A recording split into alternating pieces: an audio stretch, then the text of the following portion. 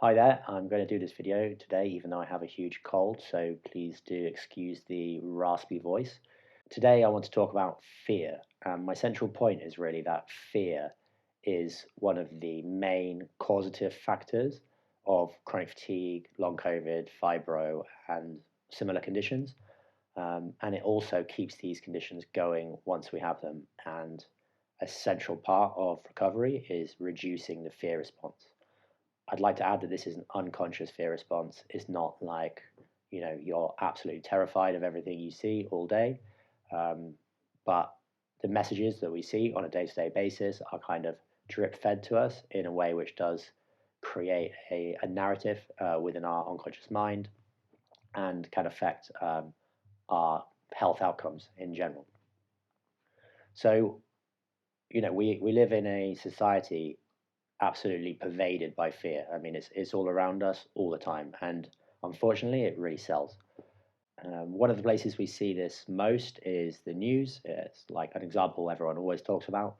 And news channels used to sell on loyalty and being the most factual and being a source of information that people could trust. And now they sell on engagement and clicks.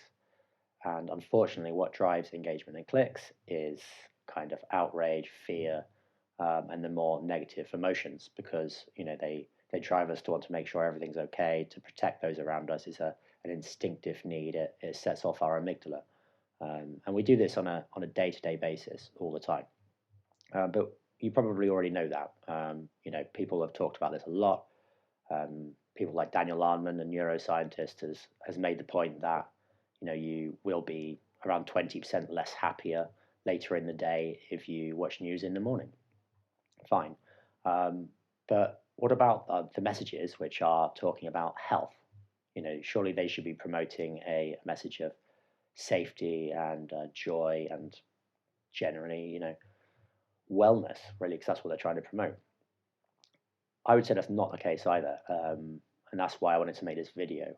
When you look at a lot of functional medicine doctors and alternative practitioners online, particularly on YouTube, they've fallen into this same kind of click algorithm as the news has, which is kind of a natural way of the ecosystem evolving, it seems. But I want to make you aware of it for those of you who do watch this, so you'll be aware when it comes up, and you can make the choice what you want to do. So one of the ways that it really seems to be prevalent in functional medicine is diet. Different doctors obviously have different ideas about diet, and they'll tell you maybe their thing is lectin or oxalates or something like that, like the plant paradox guy. And he'll say, you need to avoid lectins at all costs. And if there's a lectin in food, that food is bad for you, and you should eat these foods. And these foods are the ones that are good for you.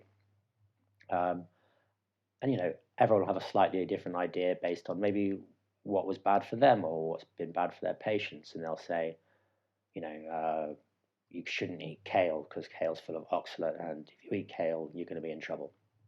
That may be a good message to know. Maybe you shouldn't be eating kale every single day, but the way it's presented on YouTube is often, some kale with a big cross through it, and how these foods are going to kill you, or how your diet is making you sick, or messaging like this, And when you see that, you think, oh, I need to click. How is kale making me sick? I thought that food was healthy. What's next?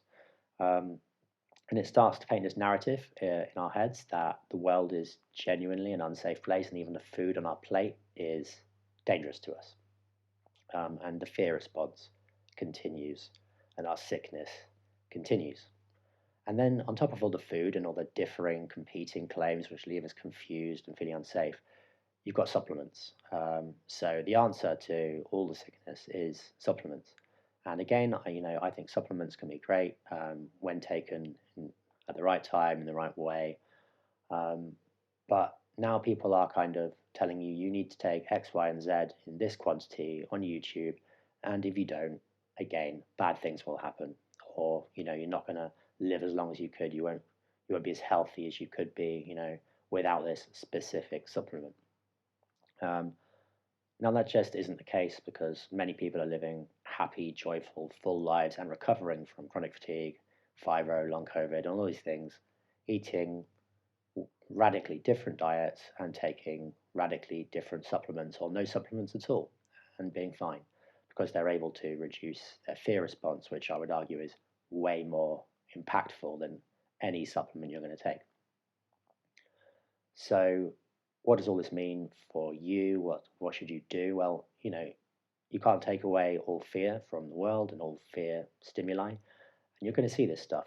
Um, Obviously, you have some control over your exposure to it. You can decide to view it or not.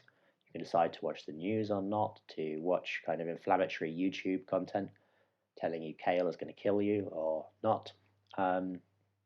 And when you see these messages, which you inevitably will do, you can decide to take a deep breath and just think, is this designed to promote fear or is it designed to promote joy and balance, safety, and all the things which you really need to promote in your life? And when you can, make the choice for safety, make the choice for joy.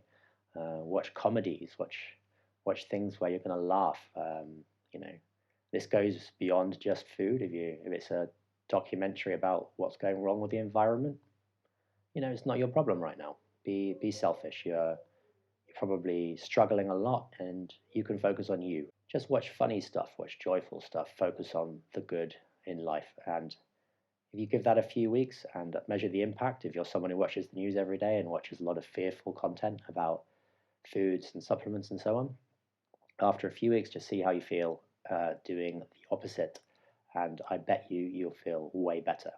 So good luck with the experiment. Have fun, and thanks for watching.